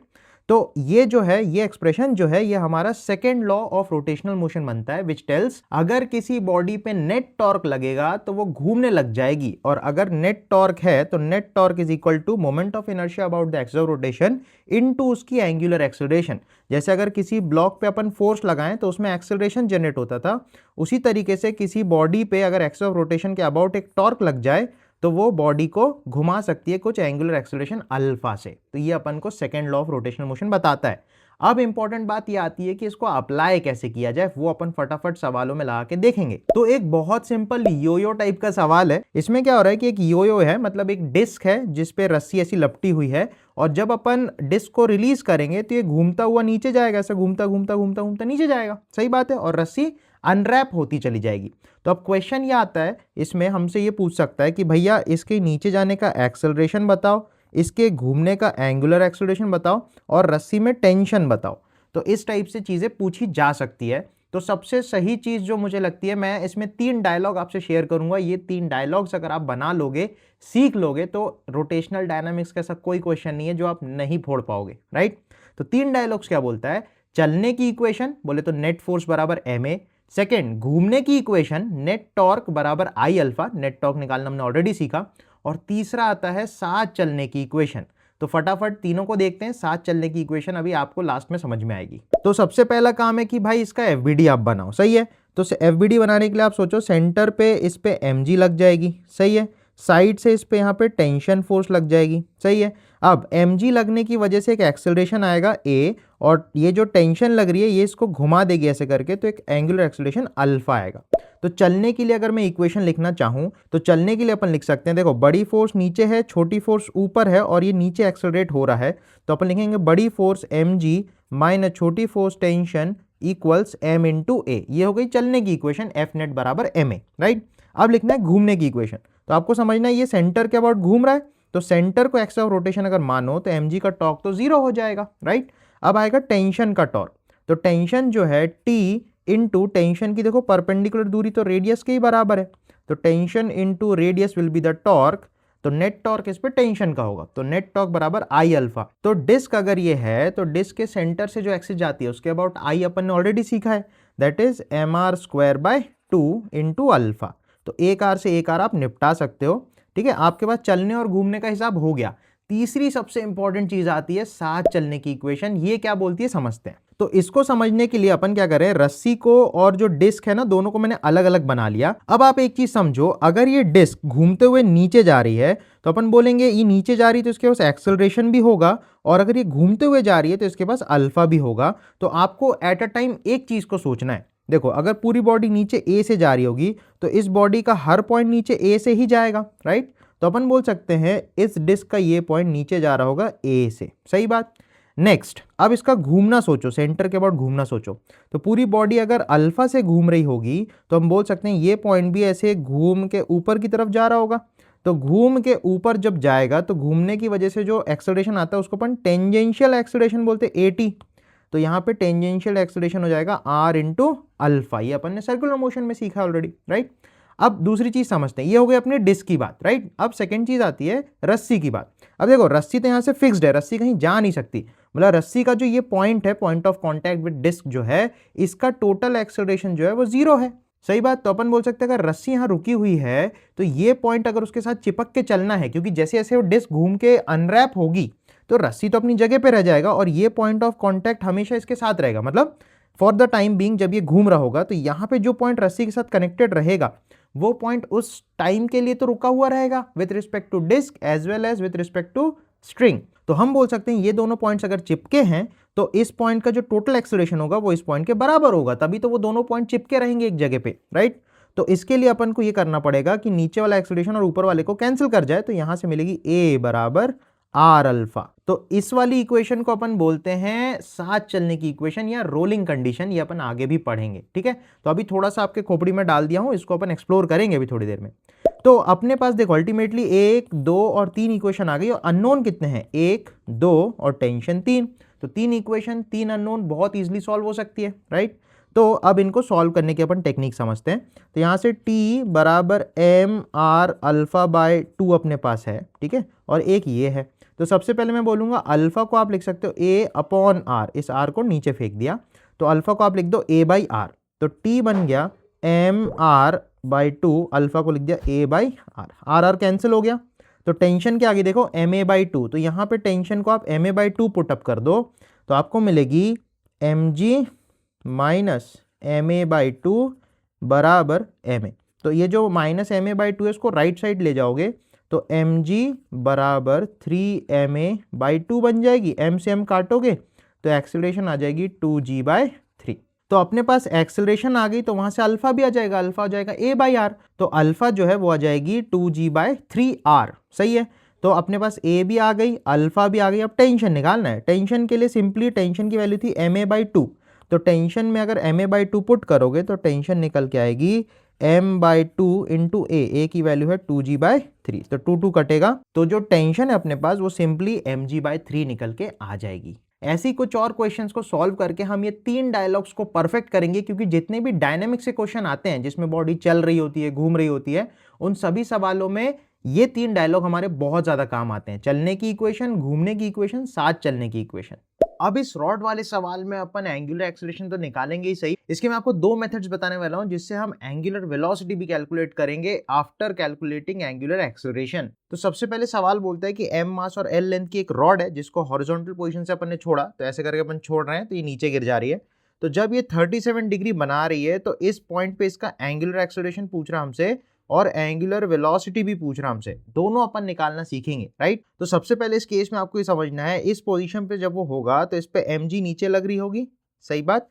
अब अगर इसका अल्फा निकालना है तो बेस्ट तरीका है टाउ बराबर आई अल्फा से जाना, ठीक है। तो इसके लिए अपन ने याद करो दो मेथड सीखे थे, एक में फोर्स इनटू परपेंडिकुलर दूरी सीखा था और दूसरा सीखा था परपेंडिकुलर फोर्स इनटू दूरी। तो यहाँ पे मैं mg के अगर दो कंपोनेंट्स करूँ तो मैं सिंपली देख सकता हूँ कि एक कंपोनेंट mg का यहाँ आ जाएगा और एक कंपोनेंट mg का यहाँ आ जाएगा। ऑब्वियसली जो ये वाला कंपोनेंट होगा इसका लाइन ऑफ एक्शन क्योंकि एक्सिस ऑफ रोटेशन से ही गुजर रहा है तो उसका टॉर्क 0 हो जाएगा। पर ये वाला जो कंपोनेंट है क्योंकि ये r से परपेंडिकुलर है तो ये हो गया f परपेंडिकुलर इनटू r वाला तरीका, तो ये हमको टॉर्क दे देगा, राइट। तो अब अपन को कंपोनेंट का एंगल सोचना है सबसे पहले। तो अगर आप हॉरिजॉन्टल से सोचो तो ये एंगल अगर 37 है तो ये 90 माइनस थीटा हो जाएगा, तो ये एंगल थीटा हो जाएगा। तो अपन बोल सकते हैं ये एंगल अगर थीटा है तो ये हो जाएगा mg cos 37। तो अपन लिख सकते हैं जो mg cos 37 है वो l/2 दूरी पे लग रहा होगा, तो इसका टॉर्क हो जाएगा mg cos 37 इंटू l/2 बराबर आई अल्फा। आई लेना पड़ेगा रॉड के कोने के एक्सिस के अबाउट, तो रॉड के कॉर्नर के अबाउट मोमेंट ऑफ इनर्शिया होता है ml²/3, तो आप लिखोगे ml²/3 इंटू अल्फा। तो हमने लिख लिया टाउ बराबर आई अल्फा, राइट। अब यहाँ पे सिंपली आपको देखना है m से m तो कट ही जाएगा, फिर इधर आएगा g इंटू कॉस 37 4/5 हो जाता है इंटू l/2। अच्छा एक l अपन काट ही सकते हैं तो काट ही देते पहले से ही, तो l से l कट ऑफ हो गया तो हमारे पास बचेगा 1/2 बराबर l/3 इंटू अल्फा। तो अब यहाँ से देखो 2 से 4 कट जाएगा, 2 बचेगा, तो हमारे पास फाइनल आएगा 6/5 g/l बराबर अल्फा। अब यहाँ पे सीखने वाली बात ये है, ये जो अल्फा है अलग अलग एंगल्स के लिए अल्फा की वैल्यू अलग अलग आएगी क्योंकि एंगल बदलता रहेगा। तो ये जो cos 37 है ये बदलता रहेगा, तो अल्फा अलग अलग पोजीशन के लिए अलग अलग आएगा, बट उसको निकालने का जो तरीका वो सिंपल सा है, टाउ बराबर आई अल्फा। अब नेक्स्ट जो इंपॉर्टेंट क्वेश्चन है वो ये है कि जब इसको हम यहाँ से छोड़ेंगे तो नीचे आते आते कुछ ना कुछ वो एंगुलर स्पीड गेन कर चुका होगा, तो वो एंगुलर स्पीड कैसे निकाल सकते हैं वो समझते हैं। तो इसको निकालने के यार दो तरीके मैं आपको बता रहा हूँ, जिसमें से सेकंड तरीका ज्यादा इजी होगा, वो आप खुद जज करना क्यों, ठीक है। तो सबसे पहला तरीका मेथड 1 में बोल देता हूँ, मेथड नंबर 1। अब इस मेथड में अपन को समझना है, अल्फा को लिखने के लिए अपन यूज करेंगे omega d omega by d theta. ये बिल्कुल a बराबर v d v by d x type की बात है, ठीक है। जैसे a का भाई अल्फा होता है, v का भाई ओमेगा होता है, x का भाई थीटा होता है, ये ऑलरेडी अपन ने एनालॉजी में बात की, राइट। तो इस तरीके से अपन ने एक्सेलरेशन को ओमेगा के टर्म्स में लिखा, ठीक है। अब हमको समझना, देखो थीटा कहाँ से कहाँ वेरी कर रहा है, थीटा 0 डिग्री से 37 डिग्री होने तक वेरी कर रहा है, और इनिशियल यहाँ से रेस्ट से छोड़ा तो इनिशियल ओमेगा वॉज 0 और फाइनल यहाँ पे कुछ ओमेगा आ चुकी होगी।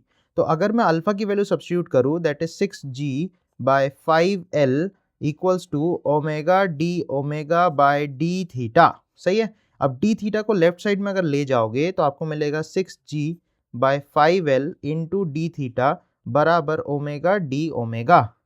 अब यहाँ पे आप लिमिट्स लगा लो, लिमिट में लगेगा 0 से लेके 37 डिग्री और इनिशियली ओमेगा 0 था और फाइनली कुछ ओमेगा आ गया होगा, तो यहाँ से आपको मिल जाएगा 6g/5l इंटू थीटा को रेडियन में रखने की कोशिश करना, तो 37/180 इंटू पाई आ जाएगा, राइट। और यहाँ पे ओमेगा²/2 आ जाएगा। अब यहाँ से आप ओमेगा सिंपली 2 को ऊपर ले जाओ और अंडर रूट लगा दो तो आप निकाल सकते हो। ये वाला थोड़ा सा मुश्किल हो जाएगा क्योंकि यार इसमें इंटीग्रेशन लग रहा है, राइट। तो इसको इजी करने के लिए मेथड नंबर 2 काम में आती है, क्योंकि मैंने आपको वर्क एनर्जी थ्योरम में भी बताया था कि यार ये जो मेथड है, एनर्जी का जो मेथड है, ये बहुत ज़्यादा सिंपल होता है और ये बहुत ईजी टू यूज़ होता है, और इसको हमको तब लगाना होता है जब वेरिएबल फोर्सेस हो। तो आप यहाँ देखो, जैसे वेरिएबल टॉर्क लग रहा है एक्चुअली, जैसे अपन ने बोला कि एंगल बदलेगा तो इसके ऊपर फोर्स बदलती रहेगी तो टॉर्क भी बदलता रहेगा। तो क्योंकि यहाँ वेरिएबल टॉर्क का बात है तो अपन यहाँ पे एनर्जी से भी इसको कर सकते हैं। तो एनर्जी के उससे करने के लिए मेथड नंबर 2 काम में आती है, जो है, तो अगर अपन सोचें कि इनिशियली ये रॉड यहाँ पे थी और इसी को अपन ने रेफरेंस मान लिया, तो रेफरेंस पे अपन को पता है पोटेंशियल एनर्जी 0 होती है बॉडी की, ठीक है। इसके बाद जब ये रॉड नीचे आ गई तो रेफरेंस से कितना नीचे आई वो अपन इजिली निकाल सकते हैं। ये अगर l/2 है और ये 37 है तो ये l/2 cos 37 हो जाएगा और ये वाला अपना l/2 sin 37 हो जाएगा।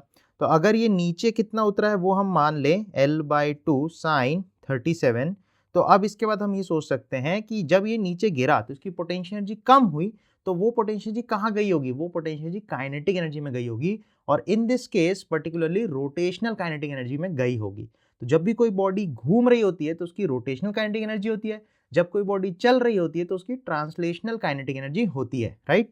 तो ये चीज़ अपन को समझनी है। तो इनिशियली अगर मैंने इसको रेफरेंस माना, तो रेफरेंस में हमको पता है इनिशियल पोटेंशियल एनर्जी 0 पर प्लस रेस्ट से छोड़ा तो इनिशियली काइनेटिक एनर्जी भी 0 इक्वल्स टू फाइनल। जब वो इस पोजीशन में आ गया तो उसकी पोटेंशियल एनर्जी नेगेटिव में हो जाएगी, तो अपन लिखेंगे एम जी, एच की जगह आएगा L/2 साइन थीटा साइन 37, परंतु ये माइनस में आएगी क्योंकि पोटेंशियल एनर्जी रेफरेंस के नीचे हमेशा नेगेटिव में होती है, राइट? अगर आपको पोटेंशियल एनर्जी और वर्क एनर्जी थ्योरम्स वगैरह को बढ़िया तरीके से समझना है तो उसकी कंप्लीट प्लेलिस्ट चैनल पे अवेलेबल है, उसको आप जाके एक बार देखो तो आपके सारे कॉन्सेप्ट बहुत तगड़े हो जाएंगे। अब नेक्स्ट इसमें आता है काइनेटिक एनर्जी। तो घूमने की काइनेटिक एनर्जी बिल्कुल चलने की तरह है। अगर चलने की kinetic energy half m v square होती है तो घूमने की काइनेटिक एनर्जी हाफ एम का भाई आई वी का भाई ओमेगा, तो हाफ आई ओमेगा स्क्वायर होती है। तो अपन लिखेंगे हाफ रॉड के कोने से आई हो जाएगी ml²/3 इंटू ओमेगा स्क्वायर। अब आप सिंपली देखो, अगर इस माइनस वाली टर्म को आप राइट साइड लेके जाओगे तो आपको यहाँ से मिल जाएगा mgl/2 sine 37 is 3/5 equals 1/2 ml²/3 omega square. अब आप देखो यहाँ से L से L कैंसिल आउट हो सकता है, 2 से 2 हो जाएगा, M से M हो जाएगा, और अगर आप यहाँ से ओमेगा निकालोगे तो वो एग्जैक्टली इसी ओमेगा के बराबर निकल के आएगा।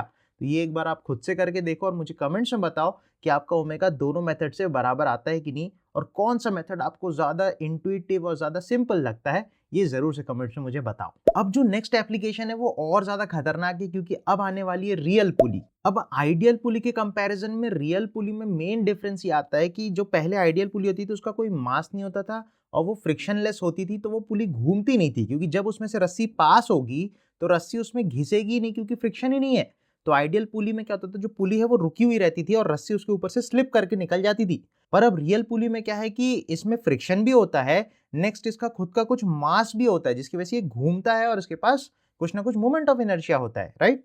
तो रियल पुली जो होती है उसमें मास होता है, उसमें फ्रिक्शन भी होता है क्योंकि जब रस्सी यहाँ से जाएगी तो रस्सी उसको घुमाएगी और वो तभी घुमा पाएगी जब उसमें ग्रिप बनेगी, जब फ्रिक्शन होगा, राइट? तो ये रस्सी इसको घुमाएगी इस केस में। और सबसे खतरनाक बात इसमें यह है कि जो हमने सीखा था कि एक रस्सी में एक टेंशन होता है, वो यहाँ पे बात गड़बड़ होने लग जाती है। बिकॉज अगर इस पुली को घूमना है तो आप सोचो ना, एक रस्सी अगर टी टेंशन लगाए और दूसरी रस्सी भी टी टेंशन लगाए तो इसका जो टॉर्क है वो ऐसा आएगा और इधर वाले टेंशन का टॉर्क ऐसा आएगा, और दोनों ही टॉर्क अगर इक्वल हो जाएंगे तो पुली घूम ही नहीं पाएगी। दैट मीन्स अगर ये पुली घूम रही है इसका मतलब कि एक टेंशन बड़ा है और दूसरा टेंशन छोटा है, तो दो टेंशन अलग अलग आती हैं इस केस में। तो इस वाले केस में बोले तो रियल पुली में हमेशा ध्यान रखना है एक रस्सी में दो टेंशन्स हो जाती हैं। ये अपन को सीखने को मिलेगा इस एग्जाम्पल से। तो इसको अपन सॉल्व करते हैं, इस क्वेश्चन इसको एज अ क्वेश्चन अपन लेते हैं। इसमें अपन ने बोला है कि अपने पास 10 किलो का एक ब्लॉक है, 5 किलो का एक ब्लॉक है और 2 kg और 1 मीटर रेडियस का हमारे पास एक डिस्क है, और जब सिस्टम को छोड़ा जाएगा तो क्वेश्चन में सपोज हमसे पूछता है कि एक्सेलरेशन ऑफ द ब्लॉक्स बताना है, अल्फा ऑफ द पुली बताना है and tensions in the strings बताना है, मतलब लेफ्ट और राइट दोनों स्ट्रिंग्स का टेंशन अपन को बताना है। अब इस क्वेश्चन को सॉल्व करने के लिए अगेन वही 3 डायलॉग यूज होंगे। चलने की इक्वेशन बोले तो फोर्स की इक्वेशन, घूमने की इक्वेशन टॉर्क की इक्वेशन, और साथ चलने की इक्वेशन माने रोलिंग की इक्वेशन अपन को लिखनी पड़ेगी। तो सबसे पहले आप एफबीडी बना लो। तो अपन बोल सकते हैं इधर वाले में मान लो टेंशन T1 लग रही है, इधर वाले में मान लो टेंशन T2 लग रही है। हमको पता है भारी ब्लॉक 10 kg का है तो ये नीचे A से जाएगा, 5 वाला A से ऊपर आएगा, ये अपन बना सकते हैं। अब मैं एफबीडी इसी में बना ले रहा हूँ। तो 5 के नीचे 50 लगेगी, 5 के ऊपर T2 लगेगी और 5 ऊपर जाएगा।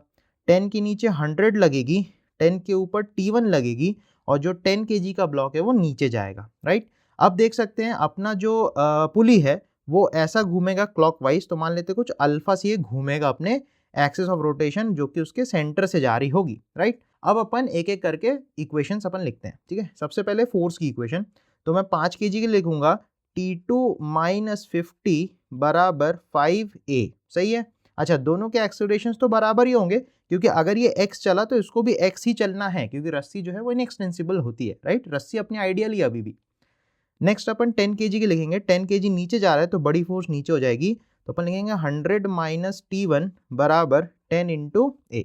ये सारी हो गई फोर्स की इक्वेशन। अब अपन को लिखनी है टॉर्क की इक्वेशन जो कि पुली पे लगेगी। अब पुली के लिए आप ये सोचो T1 का टॉर्क बड़ा होना चाहिए तभी ऐसा घुमा पाएगा, T2 का टॉर्क छोटा होना पड़ेगा। तो अपन लिखेंगे बड़ी फोर्स T1 और उसका टॉर्क हो जाएगा T1 इंटू उसकी दूरी from axis of rotation that is radius, T1 into R, minus इसलिए लिखूंगा क्योंकि ये वाला टॉर्क बड़ा है क्लॉक वाला और एंटी क्लॉक वाला टॉर्क छोटा पड़ रहा है, तो माइनस में आप लिख दो T2 इंटू आर, तो नेट टॉर्क बराबर आई अल्फा। अब जो रियल पुली होती है वो एक डिस्क होती है, तो उसके लिए डिस्क के सेंटर से आप लिख दोगे mr स्क्वायर बाई 2, तो इसका मास है 2 इंटू आर स्क्वायर बाई 2 लिख दे रहा हूँ इंटू अल्फा। तो ये हो गई अपनी घूमने की इक्वेशन। अब finally third equation that is साथ चलने की इक्वेशन, उसके लिए अपन को थोड़ा सा पुली को अलग से समझना पड़ेगा। अब ध्यान से समझते हैं कि पुली के लेफ्ट साइड में क्या चल रहा है और राइट साइड में क्या चल रहा है, अपन दोनों चीजें समझते हैं। जो पुली के साथ रस्सी अटैच्ड है, सपोज मैं राइट साइड वाले की बात कर रहा हूँ, तो राइट साइड में अपन सोच सकते हैं ये जो रस्सी है, ये रस्सी का नीचे एक्सेलरेशन ए ही होगा क्योंकि जिस एक्सेलरेशन से ये ब्लॉक जा रहा होगा उसी एक्सेलरेशन से ये रस्सी को भी खींच के ले जाएगा अपने साथ, राइट।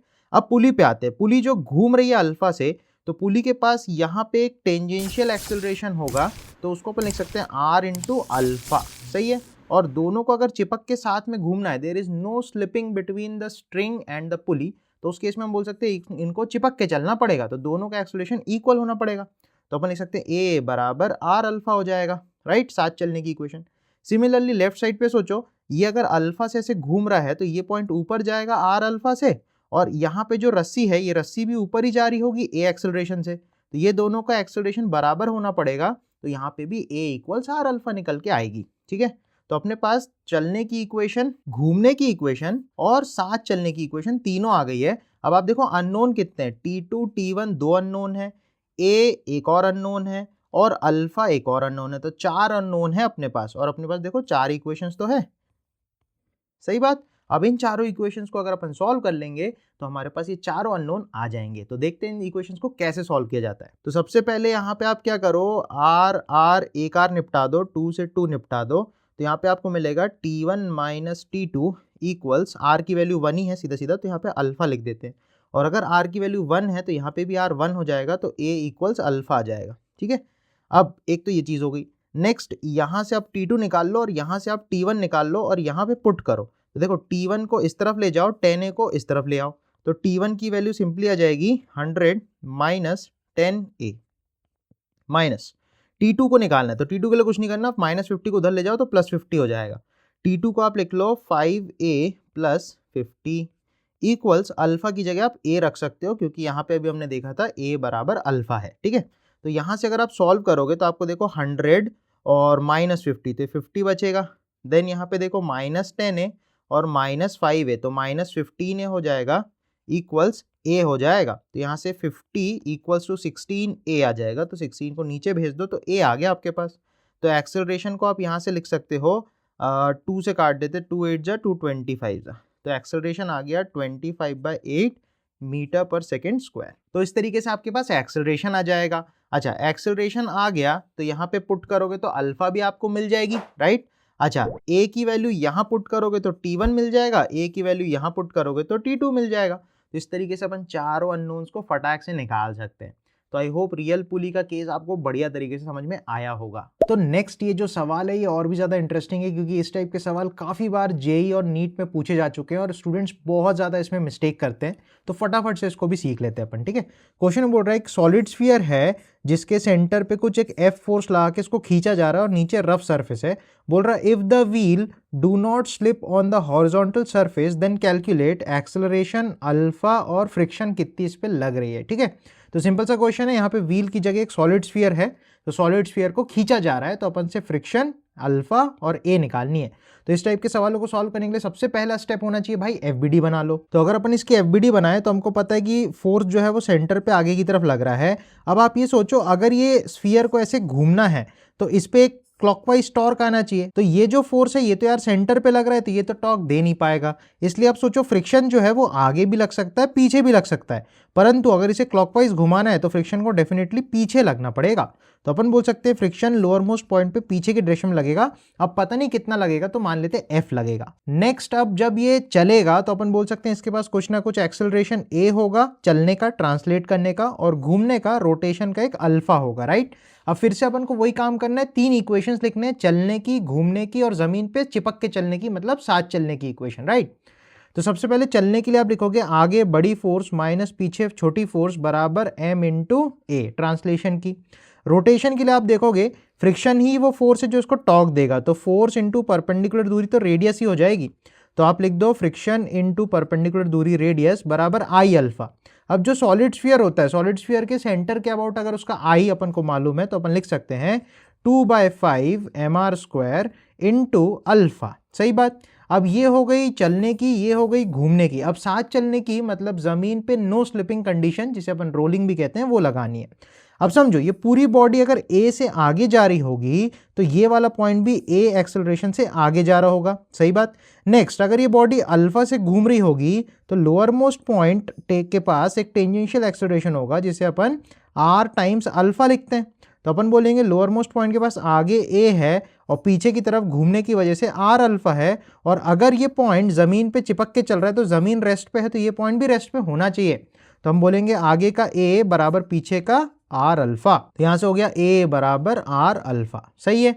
अब बस थोड़ा सा काटा पीटी अपन को करना है। तो देखो एक आर से एक आर आप यहाँ कैंसिल आउट कर सकते हो। नेक्स्ट, अल्फा को आप ए अपॉन में आर लिख सकते हो, इस आर को अगर नीचे ले आए तो यहाँ पे आप अल्फा को सब्सटीट्यूट कर दो ए बाई आर। तो आप देखोगे आर से एक और आर कट जाएगा, तो फ्रिक्शन की जो वैल्यू है ये अपन को मिलेगी 2/5 ma। सही है। अब इस फ्रिक्शन की वैल्यू को अगर आप यहाँ पुट कर दो तो देखो फोर्स तो हमको पता है कि F ही है, तो यहाँ से A निकल के आ सकती है। तो यहाँ पे मैं कर रहा हूँ F minus small f that is 2/5 ma equals m into A. तो यहाँ से आप देखोगे कैपिटल F बराबर, इसको अगर अपन उस तरफ भेजे तो इसमें हो जाएगा ma प्लस 2/5 m इंटू ए। 5 यहाँ LCM में जाएगा तो 5 और 2 7 हो जाएगा, तो 7/5 ma बन जाएगा। तो 7/5 m इंटू ए, तो यहाँ से a की वैल्यू आ जाएगी 5/7 f/m। तो इस तरीके से यहाँ पे अपन को a मिल गया, और अपन को पता है अल्फा की वैल्यू क्या थी, a/r। तो इसमें r से अगर डिवाइड कर दे तो अल्फा मिल जाएगी, तो हमारे अल्फा की वैल्यू हो जाएगी 5f/7mr। तो इस तरीके से हमें अल्फा भी मिल जाता है। और फाइनली अपन को अगर फ्रिक्शन चाहिए तो फ्रिक्शन की वैल्यू थी 2/5 m इंटू ए, तो सिंपली अपन फ्रिक्शन की जगह लिख देंगे 2/5 m इंटू ए की वैल्यू है 5f/7m। सही बात। अब यहाँ पे थोड़ा काटापीटी करें, m से m कैंसिल हो जाएगा, 5 से 5 कैंसिल हो जाएगा, तो हमारे पास फाइनली जो फ्रिक्शन की वैल्यू आएगी 2/7f। ठीक है। तो इस तरीके से f निकाला जा सकता है, a निकाला जा सकता है और अल्फा भी निकाला जा सकता है। तो आई होप आपको इस टाइप के प्रॉब्लम्स करने में अब कोई दिक्कत नहीं आने वाली है, और कुछ भी प्रॉब्लम होगी तो कमेंट्स में जरूर से मुझे बताना, I will definitely try to help you. तो इस वाले पार्ट को यहीं कंक्लूड करते हैं, अदरवाइज वीडियो बहुत लंबी हो जाने वाली है। नेक्स्ट एक और पार्ट बनाऊंगा जिसमें मैं डिटेल में आपसे rolling, combined rotation and translational motion, incline plane पे रोलिंग, इसके अलावा angular momentum and its conservation, and finally collisions के बारे में अपन प्रॉपर डिस्कस करेंगे। और बहुत सारे लोग यार वीडियो तो देखते हैं पर चैनल को सब्सक्राइब नहीं करते, तो प्लीज़ डेफिनेटली से चैनल को सब्सक्राइब करो और अपने फ्रेंड्स तक भी शेयर करो, सो दैट और बढ़िया वीडियोस में आपके लिए बना सकूं, right. So that's all for this part. सब लोग बढ़िया तरीके से पढ़ाई करो, कोई भी प्रॉब्लम आएगी तो कमेंट सेक्शन में जरूर से मुझसे बताओ, ठीक है। So take care guys, bye bye.